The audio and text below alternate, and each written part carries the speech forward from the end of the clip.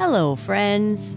Starting this June, we are featuring the classic story Secret Garden as a Sleep Tight Premium exclusive.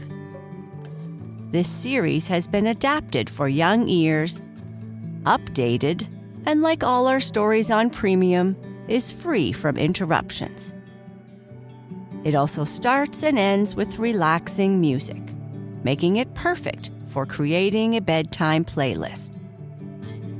Don't miss out on this wonderful story.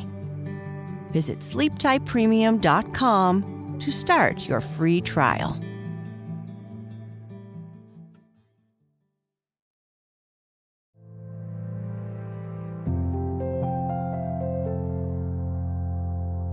Hello, I'm Sheryl, and this is Sleep Tight Relax, a calming bedtime podcast for the young and young at heart. It's time to get cozy in bed and listen to tonight's story. Our sleep story tonight is the second and final part of the Remarkable Rocket. The fireworks are talking to each other when the rocket starts to cry. He is warned not to get himself wet, or he might not fly. But he doesn't listen to anything anyone says. And when midnight comes, they start to light the fireworks. All the fireworks are amazing, except the rocket, who is too wet to be lit. But before we continue with our story, let's take a moment to relax. We can practice our deep breathing anytime or anywhere. But before bed, let's first turn down the lights, get comfortable, and make sure that everything feels as it should.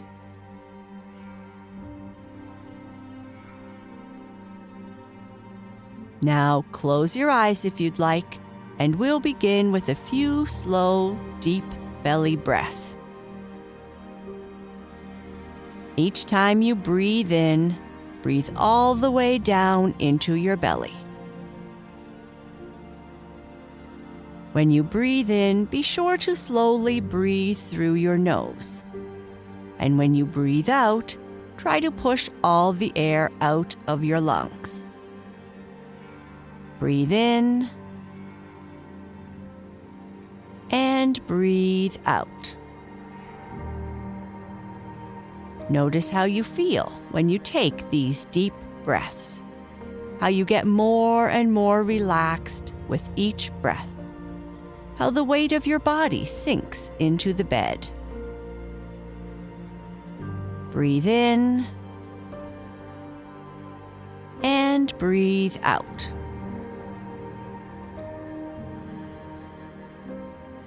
Throughout this time of relaxation and our story, thoughts of the day or the day to come may enter your mind. That's okay and normal. When they come, just try to return your attention to your breathing, to the story, and music.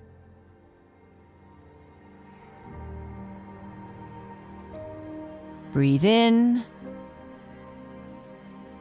and breathe out.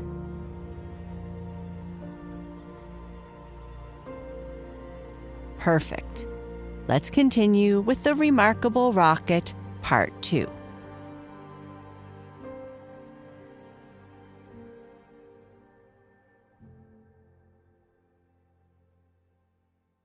But the Roman candle and the Bengal light were quite indignant and kept saying, "Humbug, humbug," at the top of their voices. They were extremely practical, and whenever they objected to anything, they called it humbug. Then the moon rose like a wonderful silver shield, and the stars began to shine, and a sound of music came from the palace. The prince and princess were leading the dance. They danced so beautifully that the tall white lilies peeped in at the window and watched them. Then 10 o'clock struck, and then 11, and then 12. And at the last stroke of midnight, everyone came out on the terrace. "Let the fireworks begin," said the king. The pyrotechnist made a low bow and marched down to the end of the garden. He had 6 attendants with him, each of whom carried a lighted torch at the end of a long pole. It was certainly a magnificent display. Whiz, whiz went the Catherine wheel as she spun round and round. Boom, boom went the Roman candle. Then the squibs danced all over the place, and the Bengal lights made everything look scarlet. "Goodbye," cried the fire balloon as he soared away, dropping tiny blue sparks. Bang, bang, answered the crackers, who were enjoying themselves immensely. Everyone was a great success, except the Remarkable Rocket. He was so damp from crying that he could not go off at all. The best thing in him was the gunpowder, and that was so wet with tears that it was of no use. All of his poor relations shot up into the sky like wonderful golden flowers with blossoms of fire. "Hooray, hooray!" cried the court, and the princess laughed with pleasure. "I suppose they are saving me for some grand occasion," said the rocket. "No doubt that is what it means." And he looked more supercilious than ever. The next day, the workmen came to put everything away. "This is evidently a delegation," said the rocket. "I will receive them with dignity." So he put his nose in the air and began to frown severely, as if he were thinking about some very important subject. But they took no notice of him at all until they were just going away. Then one of them caught sight of him. "Hello," he cried, "what a bad rocket!" And he threw him over the wall into a ditch. "Bad rocket? Bad rocket," he said as he whirled through the air. "Impossible. Grand rocket. That is what the man said. Bad and grand sound very much the same. Indeed, they often are the same." And he fell into the mud. "It is not comfortable here," he remarked, "but no doubt it is some fashionable watering place, and they have sent me away to recover my health. My nerves are certainly very much shattered, and I require rest." Then a little frog with bright, jeweled eyes and a green mottled coat swam up to him. "A new arrival, I see," said the frog. "Well, after all, there is nothing like mud. Give me rainy weather and a ditch, and I am quite happy. Do you think it will be a wet afternoon? I am sure I hope so, but the sky is quite blue and cloudless. What a pity." "Ahem, ahem," said the rocket, and he began to cough. "What a delightful voice you have," cried the frog. "Really, it is quite like a croak, and croaking is, of course, the most musical sound in the world. You will hear our glee club this evening. We sit in the old duck pond close by the farmer's house, and as soon as the moon rises, we begin. It is so entrancing that everybody lies awake to listen to us. In fact, it was only yesterday that I heard the farmer's wife say to her mother that she could not get a wink of sleep at night on account of us. It is most gratifying to find oneself so popular." "Ahem, ahem," said the rocket angrily. He was very much annoyed that he could not get a word in. "A delightful voice, certainly," continued the frog. "I hope you will come over to the duck pond. I am off to look for my daughters. I have 6 beautiful daughters, and I am so afraid the pike might meet them. He is a perfect monster and would have no hesitation in eating them for breakfast. Well, goodbye. I have enjoyed our conversation very much, I assure you." "Conversation indeed," said the rocket. "You have talked the whole time yourself. That is not a conversation." "Somebody must listen," answered the frog, "and I like to do all the talking myself. It saves time and prevents arguments." "But I like arguments," said the rocket. "I hope not," said the frog complacently. "Arguments are extremely unpleasant, for everybody in good society holds exactly the same opinions. Goodbye a second time. I see my daughters in the distance." And the little frog swam away. "You are a very irritating person," said the rocket, "and very ill-bred. I do not like people who talk about themselves as you do, when one wants to talk about oneself as I do. It is what I call selfishness, and selfishness is a most detestable thing, especially to anyone of my temperament, for I am well known for my sympathetic nature. In fact, you should take an example from me. You could not possibly have a better model. Now that you have the chance, you had better avail yourself of it, for I am going back to court almost immediately. I am a great favorite at court. In fact, the prince and princess were married yesterday in my honor. Of course, you know nothing of these matters." "There is no good talking to him," said a dragonfly, who was sitting on the top of a large brown bulrush. "No good at all, for he has gone away." "Well, that is his loss, not mine," answered the rocket. "I am not going to stop talking to him merely because he pays no attention. I like hearing myself talk.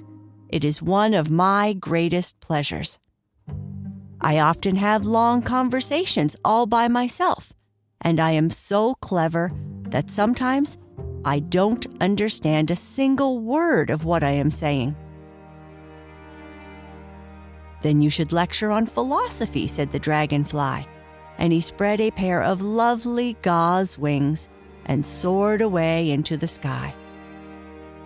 "How very silly of him not to stay here," said the rocket. "I am sure that he does not often get such a chance of improving his mind. However, I don't care a bit. Genius like mine is sure to be appreciated some day." And he sank down a little deeper into the mud. After some time, a large white duck swam up to him. She had yellow legs and webbed feet, and was considered a great beauty on account of her waddle. "Quack, quack, quack," she said. "What a curious shape you are. May I ask, were you born like that, or is it the result of an accident?" "It is quite evident that you have always lived in the country," answered the rocket. "Otherwise you would know who I am. However, it would be unfair to expect other people to be as remarkable as oneself. You will no doubt be surprised to hear that I can fly up into the sky and come down in a shower of golden rain." "I don't think much of that," said the duck, "as I cannot see what use it is to anyone. Now, if you could plow the fields like an ox, or draw a cart like the horse, or look after the sheep like the collie dog, that would be something." "My good creature," cried the rocket in a very haughty tone of voice, "a person of my position is never useful. We have certain accomplishments, and that is more than sufficient. I have no interest in work of any kind, least of all with such work as you seem to recommend, Indeed, I have always been of the opinion that hard work is simply the refuge of people who have nothing whatsoever to do. Well, well, said the duck, who was of a very peaceable disposition and never quarreled with anyone. Everybody has different tastes. I hope, at any rate, that you are going to take up your residence here. Oh, dear, no, cried the rocket. I am merely a visitor, a distinguished visitor. The fact is that I find this place rather tedious. There is neither society here nor solitude. In fact, it is essentially suburban. I will probably go back to court, for I know that I am destined to make a sensation in the world. I had thoughts of entering public life once myself, remarked the duck. There are so many things that need reforming. Indeed, I took the chair at a meeting some time ago, and we passed resolutions condemning everything that we do not like. However, they did not seem to have much effect. Now I look after my family. I am made for public life, said the rocket, and so are all my relatives, even the humblest of them. Whenever we appear, we excite great attention. I have not actually appeared myself, but when I do so, it will be a magnificent sight. Ah, the higher things of life. How fine they are, said the duck. And that reminds me how hungry I feel. And she swam away down the stream, saying quack, quack, quack. Come back, screamed the rocket. I have a great deal to say to you. But the duck paid no attention to him. I'm glad that she has gone, he said to himself, and he sank a little deeper still into the mud and began to think about the loneliness of genius. When suddenly, 2 little boys with white smocks came running down the bank. This must be the delegation, said the rocket, and he tried to look very dignified. Oh, cried one of the boys, look at this old stick. I wonder how it came here. And he picked the rocket out of the ditch. Old stick, said the rocket. Impossible. Gold stick, that is what he said. Gold stick is very complimentary. In fact, he mistakes me for one of the court dignitaries. Let's put him in the fire, said the other boy. It will help to boil the kettle. So they piled the sticks together and put the rocket on top and lit the fire. This is magnificent, cried the rocket. They are going to let me off in broad daylight so that everyone can see me. We will go to sleep now, the boys said, and when we wake up, the kettle will be boiled. And they lay down on the grass and shut their eyes. The rocket was very damp, so he took a long time to burn. At last, however, the fire caught him. Now I am going off, he cried, and he made himself very stiff and straight. I know I will go much higher than the stars, much higher than the moon, much higher than the sun. In fact, I shall go so high that fizz, fizz, fizz, and he went straight up into the air. Delightful, he cried. I will go on like this forever. What a success I am. But nobody saw him. Then he began to feel a curious tingling sensation all over him. Now I am going to explode, he cried. I will set the whole world on fire and make such a noise that nobody will talk about anything else for a whole year. And he certainly did explode. Bang, bang, bang went the gunpowder. There was no doubt about it. But nobody heard him. Not even the 2 little boys, for they were sound asleep. Then all that was left of him was the stick. And this fell down on the back of a goose who was taking a walk by the side of the ditch. Good heavens, cried the goose. It is starting to rain sticks. And she rushed into the water. I knew I would create a great sensation, gasped the rocket. And he went out.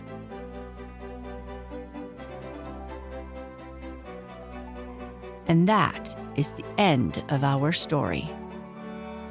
Good night. Sleep tight.